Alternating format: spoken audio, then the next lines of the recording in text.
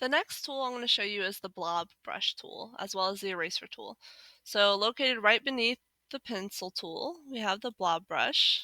Okay, and the big difference between the Blob Brush and the Paintbrush tool is back earlier we learned the Paintbrush tool. It's very similar to the pencil tool, but doesn't have all the effects that the pencil tool can do. Paintbrush literally just paints, these are paths. So if I select these, notice how it's just a path. Whereas the Blob Brush tool works more along the lines of what the Paintbrush tool does in Photoshop. You can change the size with the bracket keys, like so. When I paint with it and I select it, notice how this is like a shape. I can actually use the smooth tool to smooth out the shape if I want, get rid of some anchor points. So the paintbrush actually paints shapes, not paths. So what I want to do is we're going to paint an animal. So I'm going to change my color, and I'm actually going to grab Cooler. So if I want to go down up to Window, Extensions, and Cooler. You guys learned how to use Cooler in the previous lesson. And I'm actually going to paint an octopus. So you see here I could even do water. There's different watercolors. But maybe I could do octopus. See what pops up. Okay, so here I have all these little colors related to, I guess what people think is like octopus. So I'm going to go actually and download this one. So I'm going to add to my swatches. And up here, I'm going to change my fill I'm going to make my octopus this color. I'm going to grab my blob brush, I'm going to move Cooler to the side. I'm going to set it to a large brush, so I'm pushing my backward bracket key. And I'm just going to go ahead and paint my octopus's head. Like this, kind of like an oval. And then I'm going to make my brush a little bit smaller with my forward bracket key.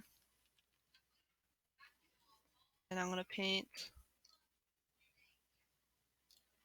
little tentacles. Okay. And here's what the eraser tool is good for. So if I select my eraser here, let's say I wanted my little ends of my tentacles to be more like that. So I can go in and it works kind of like the blob brush.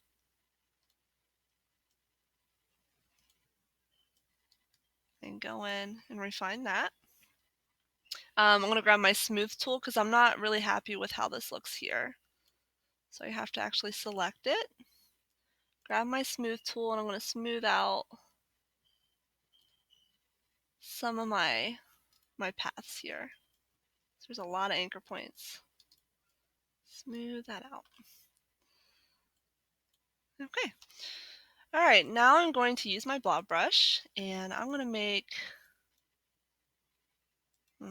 oh geez, I don't want to make him that color. Maybe he'll be this color. Okay, I'm going to make little like shiny spots on his head. So I'm going to go in, deselect him, grab my blob brush, and change the color.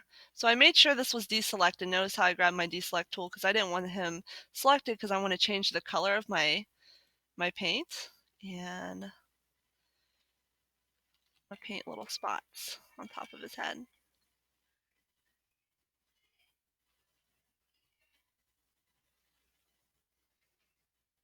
I'm just clicking. Okay. And now I'm going to give him some eyes. So I want to set the eye color to, so I deselected black. Okay.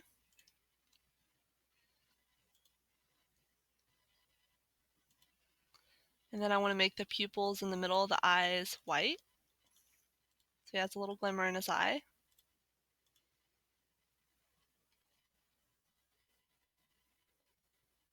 And then I want to go ahead and give him a mouth.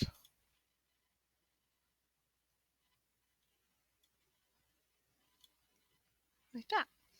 Maybe you can give him eyebrows if you want. And then finally I want to give him a little tentacle, little suckers. So I'm going to select maybe this dark blue. I'm just going to click here and give him a couple little tentacle things. Okay, you can even make them darker so they're more, so they show up more. So I'm just gonna double click here. If you double click on the swatch, I can then darken these values. So then if you want this to look darker, which I think will look better, I'm gonna do that. All right, so, and that's it.